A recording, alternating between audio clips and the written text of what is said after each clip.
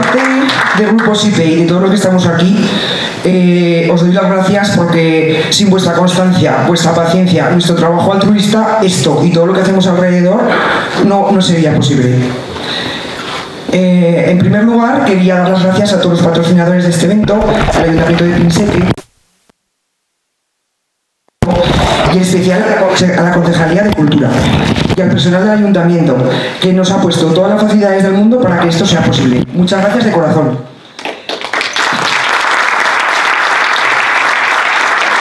Gracias a la agencia de viajes Aragón Experience, que nos obsequia con una experiencia en Aragón. A la editorial Cidonia, siempre presente y colaborando con sus magníficos libros, y a la editorial Reediciones Anómalas, que también nos va a aportar para el sorteo posterior. También este año tenemos unos lotes de mediática, de DVDs, de Rutas de Misterio. Y a Grandes Vinos y Viñedos, que nos va a permitir con sus vinos que podamos sortear, más que objetos, una experiencia para cuerpo y mente. ¿Qué puede haber mejor que leer un buen libro mientras saboreas una buena copa de vino tinto? En segundo lugar, quiero dar gracias a todos los ponentes de hoy, unos ya viejos conocidos y otros que no habíamos tenido ocasión de verlos en este escenario, y que seguro que nos van a enseñar y emocionar con todos los temas que vienen a contarnos hoy. También a Juan Gómez y a todo su equipo de Nueva Dimensión, que nos ofrecen la oportunidad de disfrutar en directo de uno de los mejores programas de misterio de la actualidad. Os dejo, en último lugar, por si me emocionaba y no podía seguir, a vosotros, al público asistente, a los miembros del Grupo SIPE, a los que están entre el público y a los que no han podido venir. Y quisiera hacer mención especial a un grupo de amigos venidos de toda España, viajeros incansables, en busca del Santo Grial, y que por el camino nos hemos encontrado alguna otra copa que no era el Grial. Mis aragonotas favoritos, un abrazo enorme a todos. Muchas gracias por estar siempre ahí. Sabéis, todos, que sin vosotros esto no sería posible. Y después de este rollo patatero, pues todos a aprender y a disfrutar. Que la vida es corta y este día más.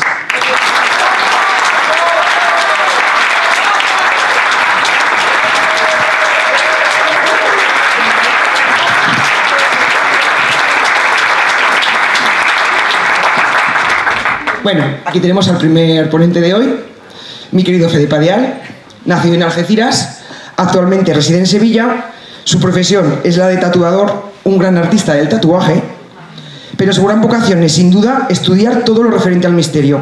Gran viajero, estudioso de todas las anomalías del presente y de la antigüedad, sobre todo en su tierra, Andalucía. Voraz, devorador de libros, gran orador y me consta que un gran guía de turismo oscuro. Ha sido colaborador en diversos programas de radio y hoy nos viene a hablar de sus fantasmas favoritos.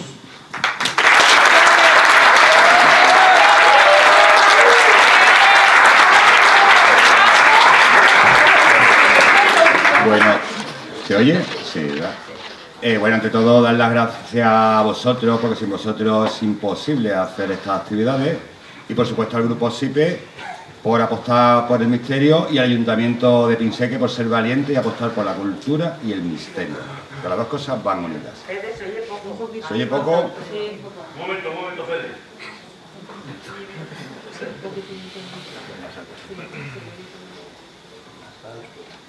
¿Sí? ¿Sí? Vale. Bueno, ya me oís bien, ¿no? Bien, pues vamos a hablar de fantasmas. Yo creo que fantasmas nos gusta a todos, ¿verdad? Si a alguien que le gusta los fantasmas, la puerta la tiene a su derecha. Bien, bromas aparte, es una charla bastante personal en la que, bueno, pues vamos a ir recorriendo históricamente diferentes arquetipos de fantasmas y, sobre todo, vamos a intentar descubrir por qué tenemos esa percepción de ciertos fantasmas y ciertas cosas que acompañan al fantasma, ¿no? Porque hay algo cierto, que el fantasma ha acompañado al hombre desde el principio de los tiempos. Y bien, para empezar, fijaros que vamos a empezar con un libro, como no. Un libro a priori para niños. Estamos hablando del año 1979, edición Explesa. Yo tendría a esa edad unos 10 años. Eran las primeras ferias del libro, ¿os acordáis de aquellas ferias del libro que venían a las ciudades, a las plazas? Y bueno, pues teníamos multitud de libros. Yo, que era pequeño, iba con mi padre y, bueno, pues mientras los otros niños pedían libros del Pato Donald, de cosas de niños, pues yo vi ese libro, Fantasmas. Biblioteca de los conocidos fantasmas. A mí me llamó mucha atención y yo pedí ese libro. Y es un libro que a día de hoy recomiendo, de verdad, lo digo. Es un libro, aunque sea para niños, muy, muy interesante. Y en ese libro, pues yo descubrí que los fantasmas son muy antiguos. Fijaros que ya desde la antigua Babilonia nos hablan de fantasmas, ¿no? Ese famoso poema de Gilgamesh, pues ahí ya nos habla de su amigo muerto que se le aparece, en forma evanescente. Fijaros que ya tendríamos esa figura del fantasma evanescente desde hace más de 4000 años, ese arquetipo. Es curioso porque hace un par de semanas en el Museo Británico había unas tablillas del poema de Gilgamesh y han descubierto que efectivamente viene pintado esa figura del fantasma. Lo que pasa es que era un fantasma evanescente, transparente y no se veía bien, se ve solamente con un tipo de luz. Pero han descubierto que está reflejado ese fantasma ya en una tablilla. Luego descubrí también que en Grecia también se habla de fantasmas. Y hay una historia muy chula que será del filósofo Atenodoro. Y Atenodoro pues va a Atenas y el buen hombre pues buscaba una casa. Y bueno, pues como hoy en día en las grandes urbes pues siempre hay problemas de habitabilidad. Son muy caras las casas. Y el bueno de Atenodoro resulta que descubre un casoplón muy barato. Y él pregunta, oye, esta casa tan magnífica, ¿por qué está barata? Dice, porque tiene un fantasma. Claro, Atenodoro, que era un filósofo y hacía las cosas de filósofo, no parece asustarle aquello y decide, oye, pues yo me voy a quedar con la casa, ¿no? Y efectivamente, Atenodoro por la noche, trabajando en lo que trabajan los filósofos, que es filosofear, que suelen hacerlo a altas horas, ¿no? Y a cualquier hora, pues resulta que él ve como una figura cruza el salón, se dirige hacia un rincón y señala con el dedo. Pero es que para este fantasma tiene una particularidad, que iba lastrado de cadenas. Fijaros que aquí tendríamos otro arquetipo del fantasma, ¿no? Esos famosos ruidos de cadenas, ¿no? Que siempre se ha escuchado en el fantasma, ¿no? Tradicional. Ya Atenodoro ya nos contaba esa historia. Posiblemente de ahí venga esa leyenda del fantasma encadenado. Bueno, pues el bueno de Atenodoro, que el hombre se veía que era bastante pachón, no se asusta con el fantasma, y decide al otro día coger a sus lacayos y cava en el sitio donde le señalaba el fantasma. Y efectivamente lo que nos cuenta la historia es que ahí aparece un señor lastrado de cadenas. ¿Qué hace? Pues lo coge y le da una sepultura digna, por lo cual el fantasma deja de aparecer. Aquí tendríamos otro arquetipo, el mal enterrado, fantasma que no descansa porque no está en su sitio, no está bien enterrado. Ya nos lo mostraba Atenodoro en Grecia.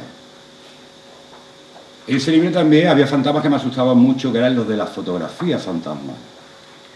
Fijaros que venían esas dos fotos. Yo os digo, yo pasaba realmente miedo con esas fotografías. Lo que pasa es que las miraba una y otra vez porque me gustaba, tenía mucho interés y más miedo me daban, ¿no? O sea, hoy en día sabemos que son burdos montajes, ¿no? De la época, pero que en la época se tenía por cierto, ¿no? Y veremos además que el fantasma se va adaptando a la tecnología, es muy curioso, ¿no? Pues aquí teníamos sobre todo la de Reinhard Hall, la señora bajando, esa dama blanca bajando las escaleras, porque a los fantasmas les encantan las escaleras, si hay escaleras suben y bajan, eso tenerlo siempre presente. Y el famoso monje, ¿no? Ya digo, hoy en día sabemos que son fotos trucadas de época, pero que en su momento tuvieron muchísima importancia. La gente creía realmente que se estaba fotografiando el fantasma. De hecho, hubo muchísimo mercado, ¿no? En la época con ese tipo de fotografía fantasmal o espectral.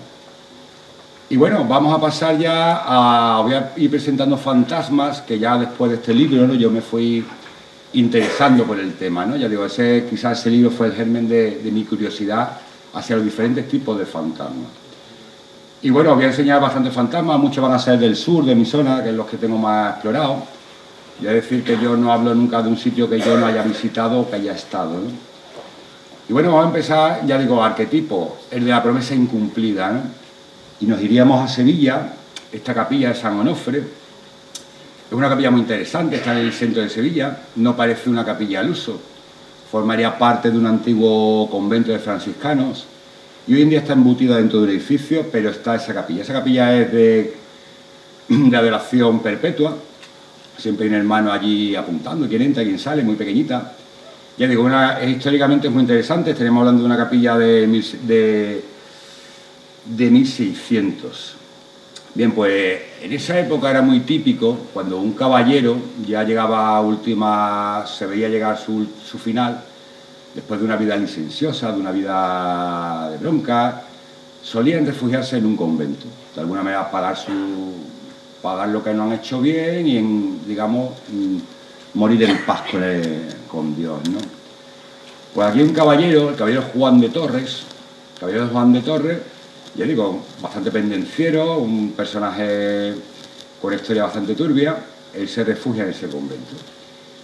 Y cuenta la historia, la tradición, que este señor una noche está en la capilla orando y ve cómo surge un fantasma. Surge por el altar, se da media vuelta, sabéis que las misas antiguamente eran de cara al Santísimo, no de cara al personal, y desaparece. Claro, que yo le llama mucho la atención a Juan de Torres. Juan de Torres era como Atenodoro, no se amilana, no se asusta, le llama la atención. Y él desea hablar con el padre, con el prior. Mire usted, padre, me ha ocurrido esto, he visto una figura fantasmal que se aproxima al altar, se da la vuelta y desaparece. Claro, el abad, que supuestamente sabía la historia o algo sabría, lo que le dice a Juan de Torres es, pues pregúntale qué quiere. Juan de Torres se sitúa allí, efectivamente, aparece el fantasma, nos cuenta la crónica, y Juan de Torres se dirige hacia él y le pregunta, perdone, ¿le puedo ayudar en algo, hermano? Y le dice, pues sí. Dice, mira, yo era hermano de esta congregación, tenía una misa de pago, sabéis que antiguamente había misas de pago, y esa misa de pago pues era muy fácil de burlarla, ¿no? Y cobrarla. Y este señor no había dado la misa y había muerto, por lo tanto tenía una cuenta pendiente. Que estaríamos hablando de las ánimas del purgatorio, un fantasma del cristianismo. Los que seáis cristianos sepáis que el cristianismo acepta el fantasma como tal, que sean las almas del purgatorio. Serían almas que están entre un lado y otro, no han hecho todo bien y tienen alguna misión que cumplir. Son fantasmas que se aparecerían a las personas para algo en concreto. Una vez cumplida su misión, vuelven al cielo, supuestamente, ¿no? Donde irían.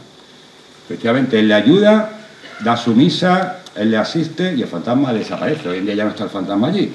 Pero tendríamos otro de los arquetipos, el fantasma de la promesa incumplida. Son tipos de fantasmas muy personales. Luego hablaremos del fantasma personal, aquel que solamente se aparece de una persona, de un episodio, no es un fantasma habitual de un sitio. Os presentaré a otro. Este es muy, muy interesante. Me gusta mucho. Los fantasmas velatores, fantasmas chivatos, pero que guarda, quizás, como vamos a ver, algo más. Estaríamos de nuevo en Sevilla, en la iglesia de San Juan de la Palma. Fijaros, San Juan de la Palma, pero es que esta iglesia no se llamaba así. Esta es la iglesia de San Juan Bautista. Sin embargo, por un fantasma se le cambia el nombre a la iglesia. Fijaros, qué trascendencia. Fantasma capaz de cambiar el nombre. ¿Qué ocurre en esta historia?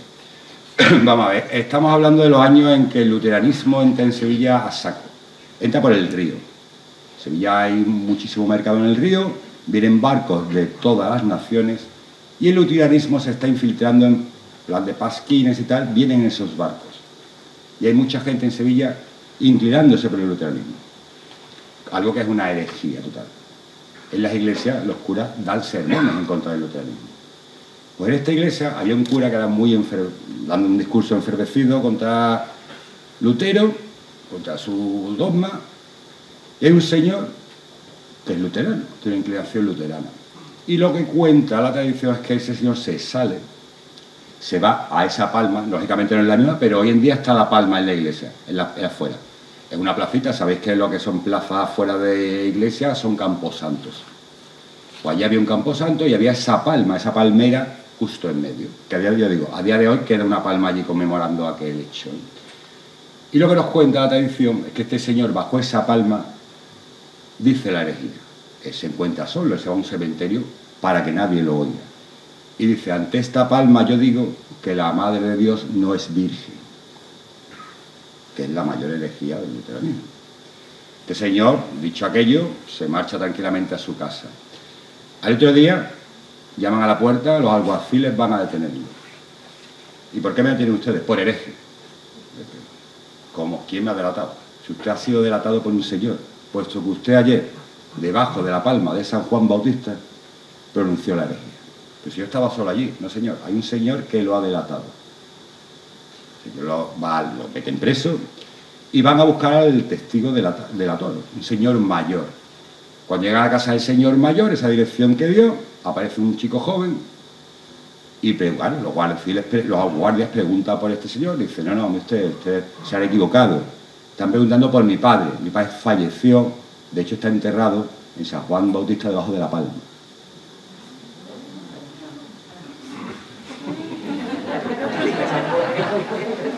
Claro, aquí tendríamos un fantasma de la torre. ¿Realmente qué podemos sacar de esto? Pues que lógicamente es una moraleja antiluterana, utilizada por el hombre, independientemente de que ese fantasma delatara a aquel señor. Es una moraleja para que sepas que aunque lleves la herejía en silencio, siempre te puede delatar a alguien, incluso un alma del más allá. Ten miedo, no tengas la herejía, no hagas la herejía en solitario, porque siempre va a haber alguien oyéndote, en este caso el fantasma. Luego, a mí personalmente hay algo que me llamaba mucho la atención y yo envidiaba mucho el mundo anglosajón. Eso de que yo veía de que en Inglaterra o en Escocia los fantasmas es un bien añadido, ¿no? Por ejemplo, a una casa, ¿no? Tú te compras un castillo en Escocia, si tienes fantasma vale más caro. De hecho, vienen escrituras. O sea, esta casa, casoplón, tal, castillo de tal, y además tiene el fantasma de Sir Pepito que se aparece por la balustrada del norte. Esa casa vale más dinero, ¿no? Es un valor añadido, ¿no? Y cómo ellos muestran al fantasma sin ningún pudor, ¿no? Vas a Escocia y prácticamente en todos sitios te muestran el fantasma, ¿no? Bajo pago o lo que sea, pero ellos hacen alarde de su fantasma. Y yo siempre decía, aquí en España siempre lo ocultamos, ¿no? Aquí no se apuesta por el fantasma. Pues no, señor, aquí hay muchos sitios donde el fantasma está reconocido. El fantasma es oficial, está oficializado de alguna manera. Yo digo fantasmas con pedigrí, ¿no? Fantasmas que tienen allá sus papeles, ¿no? Y fijaros, por ejemplo,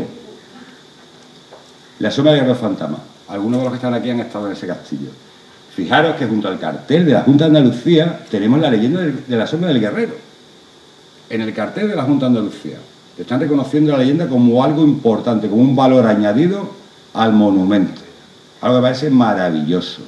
Y fijaros que dice, historias arraigadas y dramáticas cuentan en el castillo puede verse a medianoche la sombra de un guerrero haciendo la ronda por el Ardarle, guardando eternamente el retorno de un amor perdido para siempre.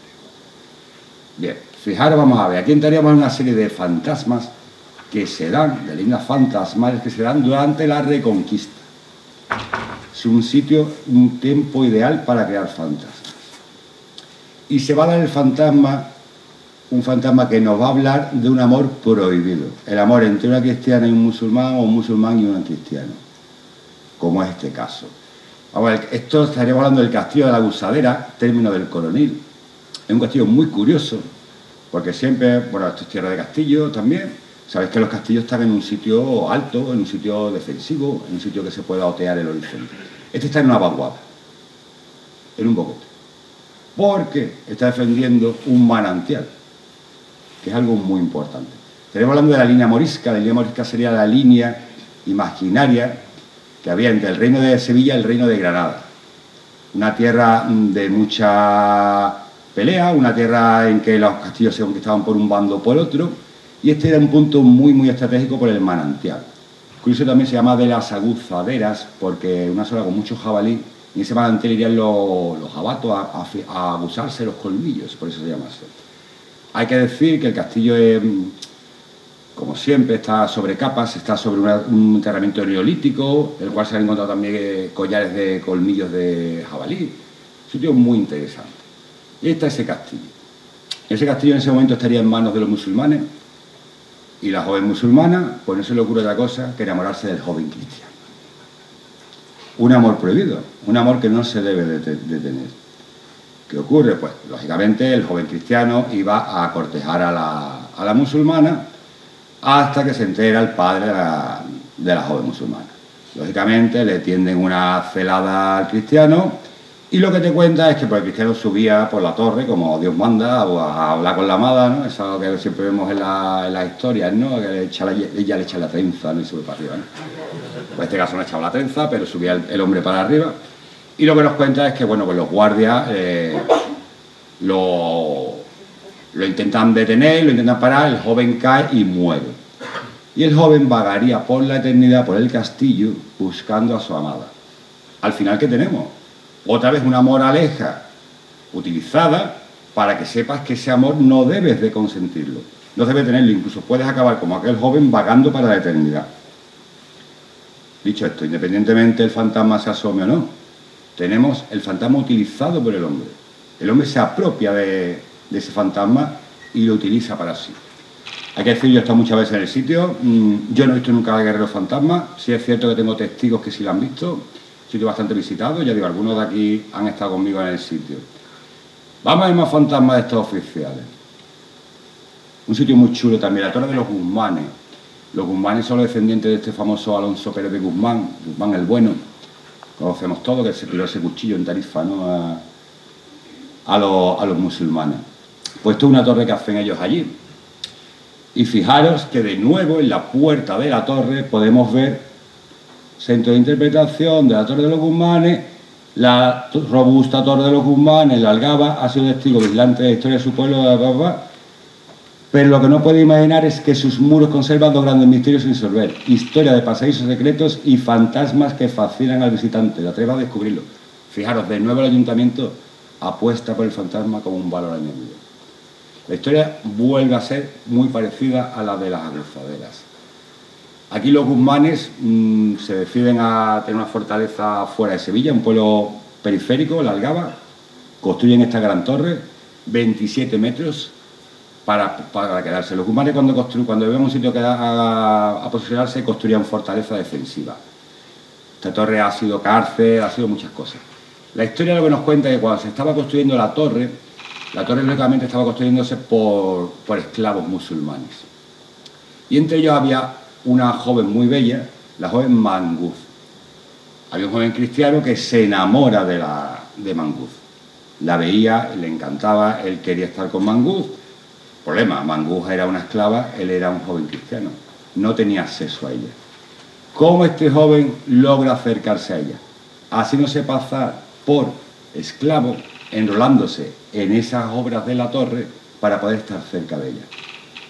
Por desgracia, hay que decir que tiene una escalera empinadísima, lo que nos cuenta es que cae por las escaleras, se da un golpe y muere. A día de hoy volvería a pasear por ese torreón buscando a su bella Manguz en las noches, incluso gritando su nombre, que es lo que nos cuenta la historia. Fijaros otra vez la moraleja del amor prohibido, del amor que no se debe consentir, la utiliza el hombre. ¿Por qué? Porque el fantasma formaba parte del inconsciente colectivo. Era algo que tenía mucho empaque, mucha fuerza. Adornado con el fantasma, el mensaje va a llegar mucho mejor que si te lo decimos que no debes de hacer porque está mal visto. Por un problema religioso, por un problema ético. No, el fantasma va a tener más fuerza. Lo va a utilizar el hombre. O presentaremos a otro. Granada, Armilla, el fantasma soplador. El fantasma soplador está en la Casa Viedma. La Casa Viedma hoy en día es un centro etnográfico muy chulo, tiene, como podéis ver, ¿no? Pues tiene allí su museo y tal, ¿no? Pues en el patio, fijaros, que te cuenta de nuevo la historia de un fantasma. El ayuntamiento se ha preocupado de poner una placa. Le da importancia. Y aparte la tradición nos habla de ese fantasma. Ese fantasma para mí son fantasmas vivos, son fantasmas que forman parte del colectivo. Viven con nosotros de alguna manera y han perdurado. Fantasma soplador es relativamente divertido porque es un fantasma que sopla. Pero que te sopla. Pues se llama fantasma soplador. Los buenos amigos míos, José y María, lo llevan estudiando muchos años. De hecho, en ese centro hemos dado charlas y tal, ¿no? Un centro que el ayuntamiento tiene habilitado, ¿no? Con salas de audición y tal. Y el fantasma soplador, ya digo, eso ha sido casa de vecinos. Entonces han tenido acceso a multitud de personas muy mayores que han vivido en esa casa. Y yo recuerdo, había una entrevista que le hacían a un señor muy mayor, ¿no? Y el hombre contaba riéndose, ¿no? De que sí, efectivamente, el fantasma te soplaba el flequillo, se te levantaba el flequillo, ¿no? Decía el hombre, ¿no? Claro, es un enigma, ¿no? Un fantasma soplador, ¿no? Yo nunca he escuchado un fantasma que te soplara, ¿no? Pero claro, investigando hechos luctuosos, sabéis que los que nos gustan los fantasmas siempre intentamos vincularlo a algún hecho, ¿no? Algo que haya pasado, ¿no? Aunque haya fantasmas, como hablábamos con Carlos, que aparecen de la nada sin saber por qué.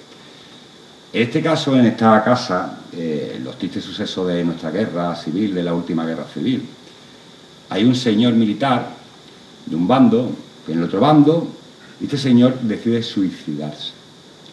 Se raja un tiro en la acción. Fijaros que si pensamos, cuando una persona se va a suicidar, la respiración es bastante jadeante. Esos últimos minutos seguramente vas a soplar. Posiblemente ese fantasma no sopla, en ese momento está recordando esos últimos momentos entre un paso y el otro, ¿no? Es la conclusión que hemos sacado. Y ya vamos a cerrar esto de los fantasmas oficiales con otra joven, las cautivas. Entonces nos iríamos a las Alpujarras, otra zona con muchos fantasmas, y fijaros como en la torre de la iglesia, además el cartel es enorme, de nuevo lo tenemos con sus cartelitos de la Junta y tal, el ayuntamiento y tal, y nos habla otra vez de una mora cautiva en la torre del pueblo y de Porqueira, y en el cual pues está dado lugar incluso a ritos casaderos, ¿no? De jóvenes que pasan por allí, si el fantasma se aparece es porque te vas a casar, en fin. Ya da juego para muchas cosas. Pero de nuevo, otra vez tenemos el amor prohibido, se va a repetir mil y una vez. Podríamos hacer una charla entera de este tipo de fantasmas, de ese amor prohibido, el hombre utilizando ese fantasma para que tengas en cuenta aquello y te dé miedo, de alguna manera, el que tú te enamores de una persona que es de una religión contraria a la tuya. Veremos algún caso más. Y fijaros que son chicas, y las chicas son las damas blancas, fantasmas muy femeninos. Hemos puesto aquí, está bastante guapona la dama blanca. Vamos a hablar un poquito de damas blancas. A mí un fantasma que me gusta mucho, un fantasma muy femenino además. Fantasma, como su propio nombre me indica, luminiscente claro, blanquecino, salen por la noche, por supuesto, a los fantasmas les encanta salir por la noche. Y fijaros, voy a contar una historia. Esto nos iríamos a Málaga, Macharabiaya, un pueblecito de la Sarquia. La Sarquia es una zona de Málaga muy desconocida. Digamos, es lo que está enfrente de la Costa del Sol, ¿no? Frente a aquellos edificios, aquella vorágine de turistas y tal, existe otra Málaga. Una Málaga muy profunda y una Málaga que ha quedado un poco aislada y una Málaga que conserva sus tradiciones muy bien. Bien, pues esta dama blanca tiene su nombre, María López Escaño, y lo que nos cuentan es que por ese ojo de cerradura los vecinos se asoman y ven pasar esa dama blanca por ahí. Y fijaros que de nuevo aparece en el cartelito de la iglesia informativo, aparece la historia de la dama blanca. Esta chica que se aparece, María López Escaño. María López Escaño, hay que decir, es una chica que en su día de bodas, bueno, nos cuenta la historia, esta lápida también de María López Escaño, está justo ahí, perdón, se va esto. Esta es la lápida ahí en la iglesia de San Jacinto. Esta chica en el momento de casarse tiene unos vómitos de sangre, una fuerte hemorragia y moriría en el altar imaginaros, ¿no? La imagen dantesca, ¿no? Ese vestido blanco lleno de sangre, ¿no? Realmente se sabe que María no muere ese día, es cierto que tiene esa hemorragia, cae fulminada en el altar, pero no muere. Moriría a los 3 días realmente en su casa, ¿no? Es la verdad, ¿no? Estamos hablando de los años 20.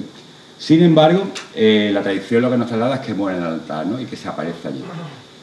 Yo tengo con esto una anécdota muy interesante con María, porque bueno, es un sitio en el que hay otro fantasma, hay que decir allí, pero no lo voy a contar ahora.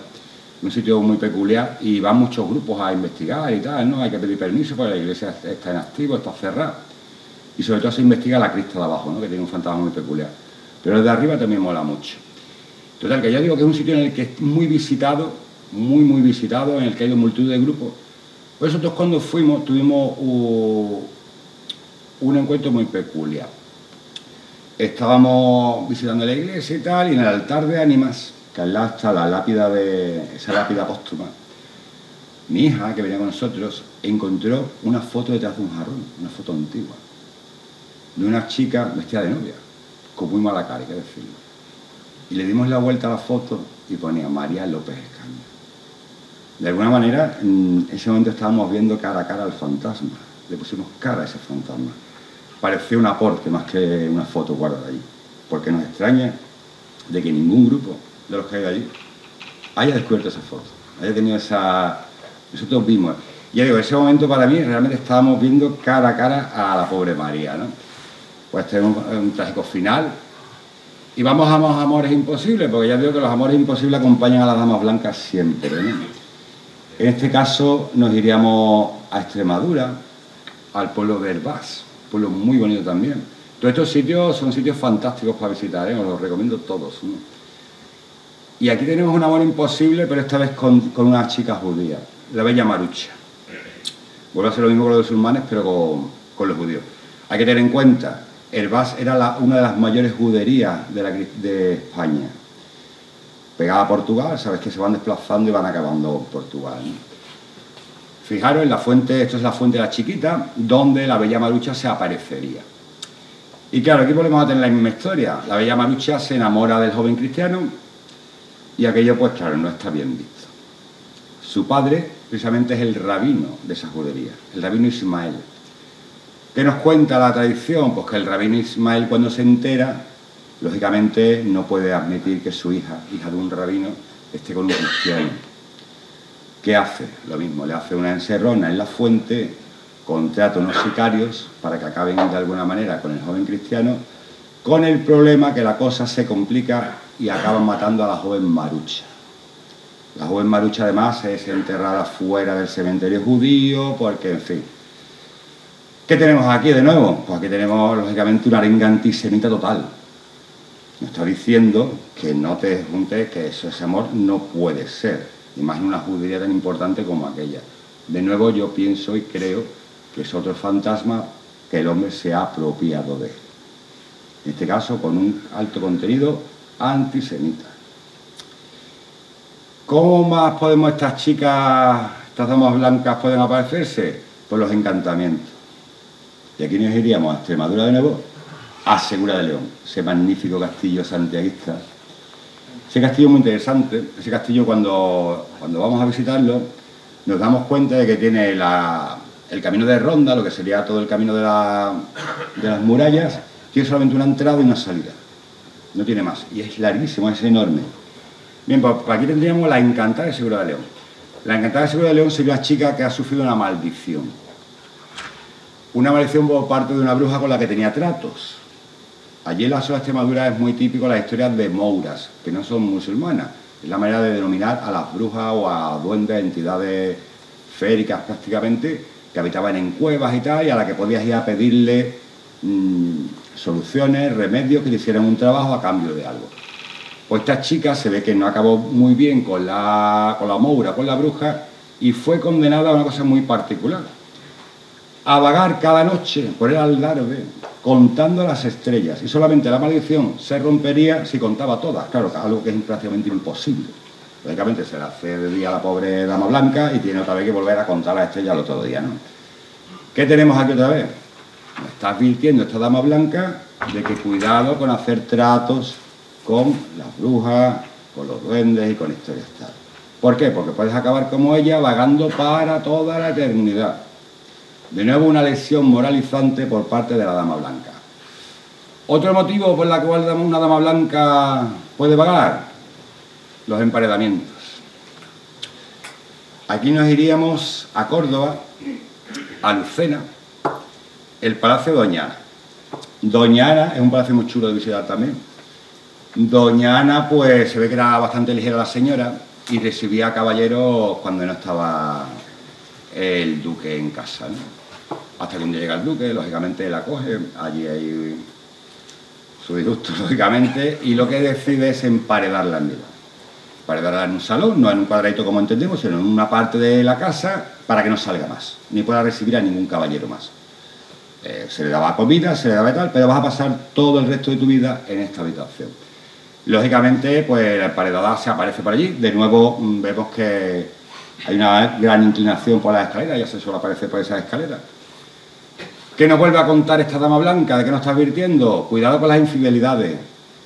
Puedes acabar vagando para la eternidad, no puedes ser infiel, tienes que ser una chica buena. Porque las damas blancas, ya vuelvo a repetir, las damas blancas, como veremos, a día de hoy siguen dando mensajes moralizantes. Y luego me encontré, buscando fantasmas, me encontré un tipo de fantasma que me llamó mucha atención, que sería el fantasma importado, un fantasma que no debería estar aquí. Nos iríamos a Yuste. Extremadura de nuevo. Sabéis que en Yuste, el monasterio de Yuste, donde se refugia Carlos V en las últimas etapas de su vida, con todo lo que ello conlleva, es una zona que llega a ser muy prolífera en ese tipo, pues él va con su mesnada de ejército, en fin, se forma allí mucha historia. Bien, pues allí se aparecería una dama blanca que al propio Carlos V le anuncia su muerte. Aquí las historias de damas blancas que anuncian muerte no son muy prolíferas, yo por lo menos las conozco, ¿no? Pero es que claro, si nos vamos a las cortes centroeuropeas, es un fantasma muy habitual. Y tenemos que recordar que Carlos V de España, primero de Alemania. Carlos I estaba casado con la nobleza austrohúngara, con la nobleza europea, centroeuropea. En la nobleza centroeuropea, digo, es muy habitual. O sea, conocéis a aquella señora, la emperatriz Sisi, esa de la película. Bien, pues la emperatriz Sisi vivió toda su vida acompañada de una dama blanca que le iba anunciando todas las desgracias que iban a ocurrir familiarmente. De hecho, le llega a anunciar la muerte de su hija, la archiduquesa Sofía, de su cuñado Maximiliano de México, de su primo Luis II de Baviera, incluso de su hermana. ¿Qué tenemos aquí? Pues un fantasma, una historia fantasmal que aquí no se da, pero a partir de tener el contacto con Centro Europa, trasladamos al fantasma, trasladamos la historia, la hacemos nuestra y aparece esa dama blanca que le anuncia a Carlos V su propia muerte. Pero encontramos fantasmas importados y este es súper curioso. Fijaros que he puesto esta Banshee. ¿Sabéis lo que es una Banshee? Una Banshee es un fantasma muy anglosajón. Es un fantasma chillón, fantasma que grita, fantasma que asusta. Esta dama blanca asusta. Hasta hemos visto que son damas blancas, las patrias no suelen asustar. Bueno, te puedes llevar el susto de verla, pero la mujer va haciendo sus cosas, va haciendo su camino, va buscando a su amado, pero no se dedica a asustar al humano, ¿no? Como tal. Sin embargo, la Banshee es bastante malosa, ¿no? La Banshee te asusta, ¿no? Te pega gritos, ¿no? Y va gritando siempre, ¿no? Aquí nos iríamos a Sanlúcar de Barrameda, Castillo de Santiago, un castillo también muy interesante.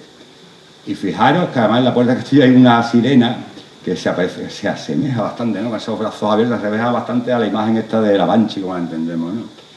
Bien, pues allí tienen una Banshee en el castillo. Y no sería ni más ni menos que doña Leonor. Voy a beber agüita que me... Perdón. Doña Leonor de Mendoza. Doña Leonor de Mendoza recorre el castillo pegando unos gritos atroces. Además, enciende y apaga las luces. En fin, es bastante juguetona ella. Si vais allí al castillo y le preguntáis a cualquiera de los empleados, te lo asegura, ¿no? De hecho, hizo Cuarto Milenio, hizo incluso un programa allí en el castillo de Santiago. Bien, ¿qué hace una Banshee inglesa en Sanlúcar de Barrameda? Ya sabemos que a los ingleses les gusta mucho veranear en España, pero ¿qué hace esa Banshee allí? Porque yo no tengo conocimiento de más Banshee en España. Si conocéis alguna me lo decís, que estoy muy interesado. Pero ese fantasma gritón, ¿qué hace allí?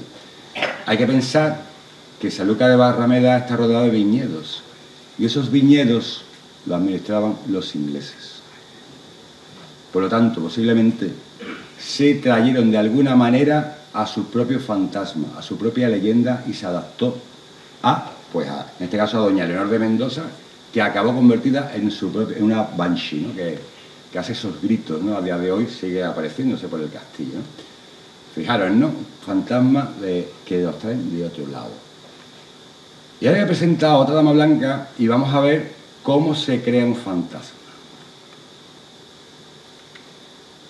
Nos vamos a otra fortaleza. Esto está muy cerquita de mi pueblo, por eso sé la historia del fantasma muy bien. Castellar de la Frontera. Castellar de la Frontera es un sitio también muy chulo, muy interesante. Es una alcazaba. Y allí cuando vamos, en el centro de interpretación que hay, nos vamos a encontrar este azulejo que es enorme, en el cual nos va a contar, ve aquí esta dama blanca aquí con el agua, la dama del agua. Ella se ve aquí en el agua, ¿no? Con su manita, ¿no?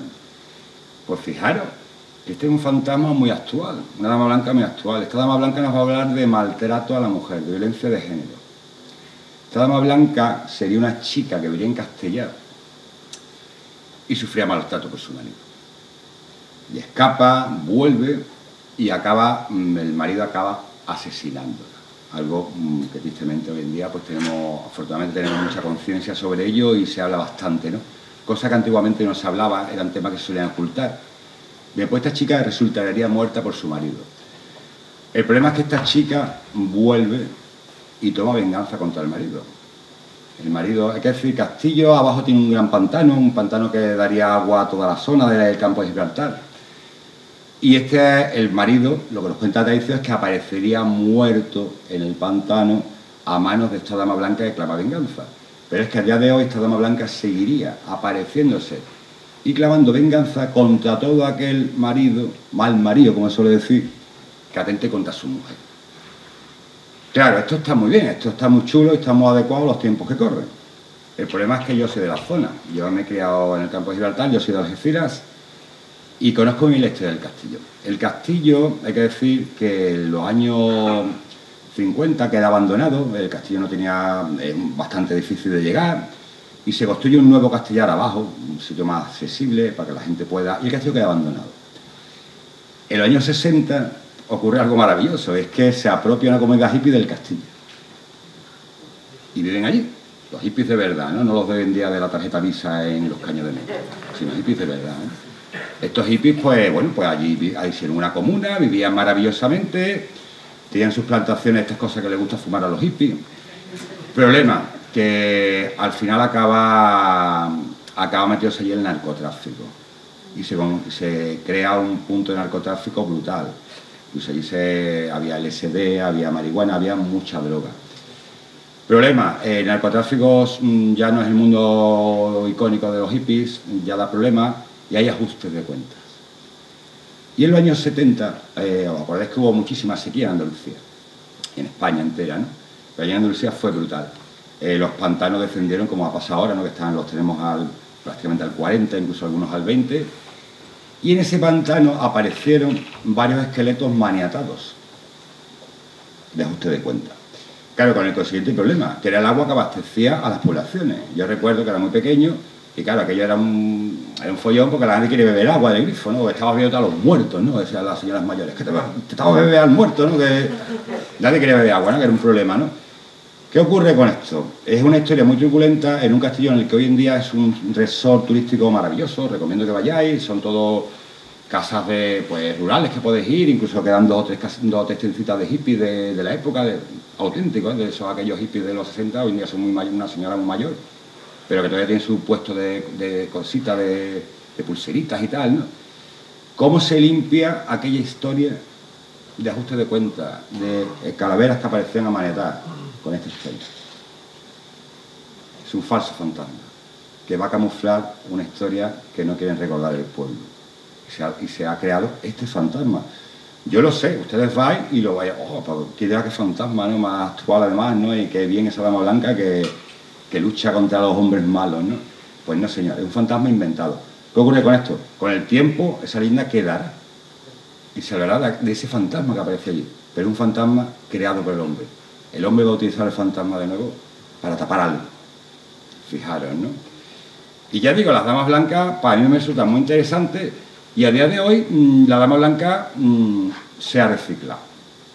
Hoy en día, ¿dónde está la dama blanca? ¿Dónde se aparece la dama blanca? Ya no se aparece en Castillo, ya no se crean historias nuevas de Castillo, ya no hay amores prohibidos. ¿Dónde está la dama blanca? Pues la dama blanca está en las curvas. Porque la chica de la curva no deja de ser una dama blanca, que a su vez nos está advirtiendo de un peligro que tenemos hoy en día, que son los accidentes de tráfico. ¿Cuántos accidentes de tráfico habrán evitado esa dama blanca con esa leyenda de cuidado esta curva que se aparece la dama blanca? No corras tanto. Te hace un bien común esa dama blanca, muy importante. Y aparte se ha reciclado. Ahí lo tenemos, el reciclaje del fantasma. Parece fascinante, ¿no? Cómo ha evolucionado el mito y dónde se aparece ahora, ¿no? Dónde hace falta. Y cómo de nuevo nos da un mensaje realmente, en este caso, positivo y moralizante, ¿no? Nos está advirtiendo del peligro y estoy más que seguro de que más de una se habrá evitado estas damas blancas, independientemente se aparezca la chica o no se aparezca la chica. Y bueno, vamos a hablar, estamos hablando de que el hombre aprovecha el fantasma, vamos a hablar de un fantasma muy humano. Fijaros que cuando le decimos a un niño, dibújame un fantasma, dibuja como una sábana con dos ojitos, ¿verdad? Es el arquetipo ese que tenemos, ¿no? ¿De dónde viene ese fantasma, no? Incluso con un farolillo, ¿no? ¿Para qué quiere el fantasma un farol, no? Bueno, pues estaríamos hablando de la marimanta. ¿Qué es la marimanta? Pues la marimanta es un señor o una señora con una manta por abajo. Imaginaros, en el siglo pasado, al principio, cuando había poca iluminación por las calles y tú te levantabas por la noche a beber agua o lo que fuera, te desvelaras, te asomabas al balcón y veías pasar una sábana por la calle. Tú habías visto un fantasma, pero realmente no era un fantasma, realmente era un señor o una señora que iba a hacer algo y para ocultarse echaba una manta por debajo. Normalmente, pues, iban a ser, pues, a ver al querido, a la quería o a cometer algún acto delictivo. Se utilizaba esa manta. Esa manta da lugar a multitud de leyendas de fantasmas. Porque vuelvo a repetir, tú veis aquello y tú habías visto un fantasma. Fijaros, yo tengo marimanta encontrada en Jaén, Sevilla, Granada, Cuenca, Málaga, Extremadura, algunas con sábanas, incluso con candil, porque claro, el fantasma tiene que mirar, ¿eh? Si no se cae. Fijaros que en Antequera hay un caso súper curioso, que tenían una marimanta de pago en el lupanar del pueblo. Había unas calles estrechillas donde estaba el prostíbulo del pueblo. Pues ahí tenían alquilado una marimanta para dedicarse a asustar a la gente y que la gente no fuera a esa zona por la noche. Entonces tú podías entrar tranquilamente, tú pasabas al lado de la marimanta, buenas noches. ¿Cómo estaba? Muy bien, ¿cómo está la cosa? Y entrabas para adentro y tú ya sabías que estaba la marimanta, entonces la marimanta se dedicaba a asustar a todo el que fuera ajeno al prostíbulo. Marimantas de pago. Era muy típico también en los arrabales de los pueblos donde los jóvenes iban a hacer sus cosas, algún padre celoso de que su hija fuera a perder la honra, se echaba la manta y asustaba a los jóvenes para que no fueran allí, para que su hija no fuera allí. Ten cuidado que allí se aparece el espectro tal.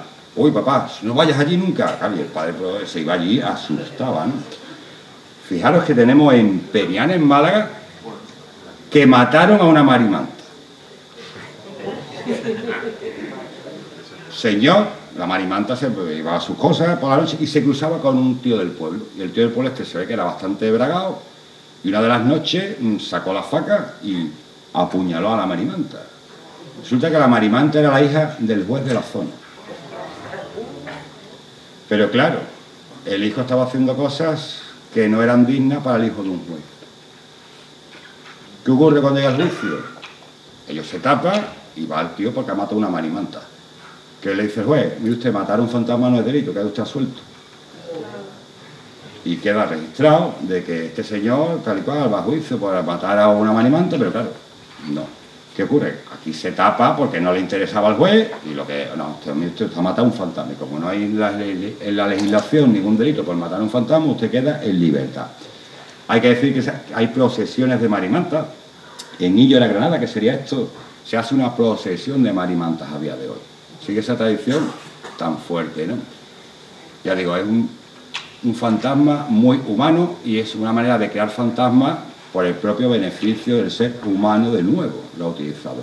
Pero que sin duda dio lugar a multitud de leyendas de fantasmas a este tipo de señores con esa sábana por lo alto.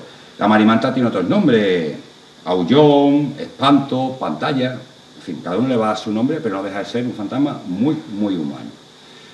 Bueno, pues hasta ahora hemos visto, hemos repasado bastantes arquetipos, se podría detener muchos más, no tenemos tiempo, tenemos más ponentes. Hemos visto que las fotografías fantasmales suelen estar trucadas, no tenemos a día de hoy ninguna prueba fehaciente, no tenemos del fantasma. ¿Cuál es la prueba que siempre tenemos el que investiga? El testigo. Porque al final el testigo es el único que nos puede dar fe del fantasma, que pueda atestiguar al fantasma.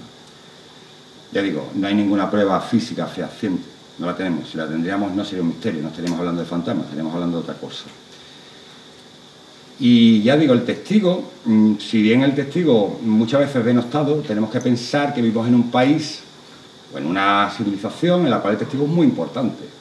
un testigo, cualquiera de nosotros, nos puede condenar a la cárcel, nos puede exonerar de ella. El testigo es muy importante, porque en el caso del fantasma muchas veces no lo tenemos en cuenta. Son fantasmas personales.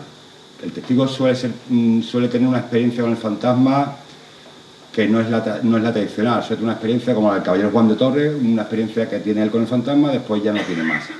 Pero el testigo hay que tenerlo en cuenta.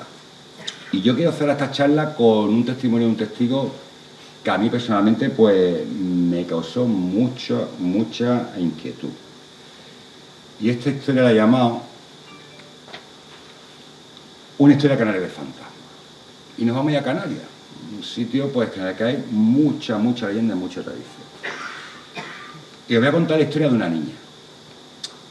Tenemos en los años 40 en la ciudad de Candelaria, en Tenerife, y una niña pues de unos 8 años.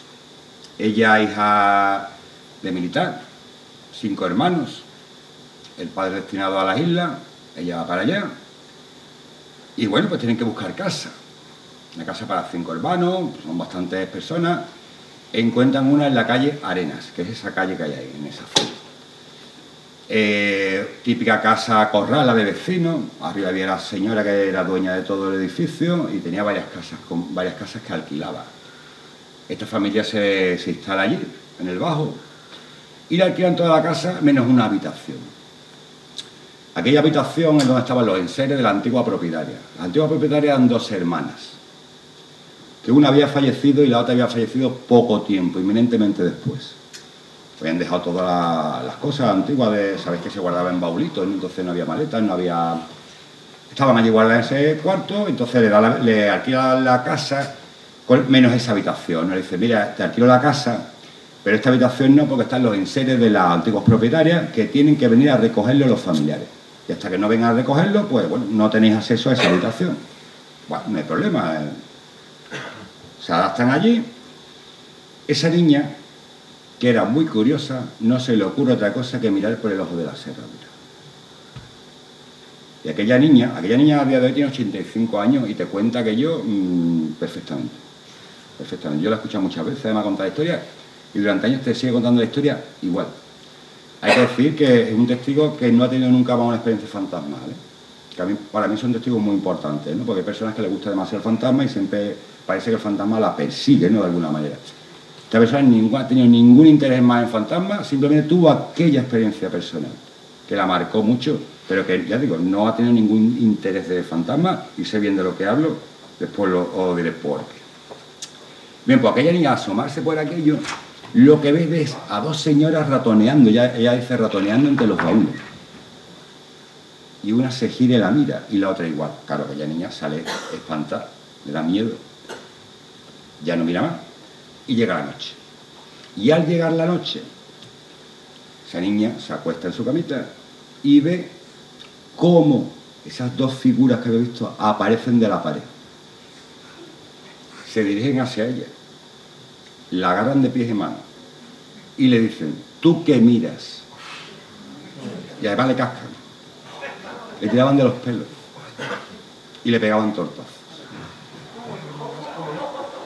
Aquella niña, lógicamente, se orinaba en la cama. Problema, por la mañana la madre otra vez le daba, porque era una niña ya muy mayor para orinarse en la cama. Y la excusa era que había visto 2 señoras que salían de la pared. Claro, la paliza era monumental, un día tras otro. Doña Adela, que sería la dueña de la casa, pone oreja. ¿Qué es lo que le ocurre a esta niña? La niña, que fíjate, que se orina en la cama. Imaginaros en aquella época, años 40, que no es como ahí, no había lavadora, que había que lavar a mano, era una historia, ¿no? Era un problema, ¿no?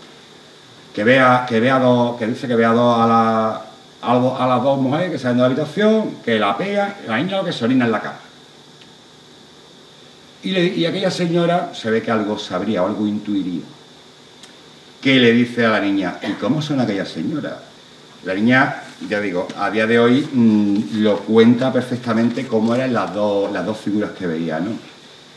Dice que eran 2 señoras mayores, lógicamente, una con el pelo rizado alborotado, la otra con moño bajo, La del cine con camisa con mangas, pañolón al cuello, que era muy típico de la isla, falda negra con delantal negro con ramitos blancos y la otra al revés, los ramitos en negro. Perfectamente. Claro, aquella señora se queda un poco así. Dice, espérate que vamos a abrir el cuarto. Abren el cuarto y había fotos de las dos hermanas. Y coincidían perfectamente con la aparición que la niña describía. Sin poder tener acceso a esa foto, por supuesto, y sin poder haberla visto. Automáticamente la señora Adela llamó a las familiares que venían urgentemente a retirar aquello. Retiraron y se acabó el problema. Tendríamos un fantasma asociado a algo, a la memoria de un sitio. Y digo, yo este testigo me da mucha inquietud y muy buena fe, y creo perfectamente lo que me dijo. Pues ¿por qué? Pues porque este testigo, esa niña, es mi madre. Y jamás ha tenido ninguna experiencia con fantasmas, ni le ha interesado más, ni nada. Así que al final, ¿qué nos queda? El testigo como única prueba del fantasma. Y con esto espero que hayan quedado encantados con esta charla.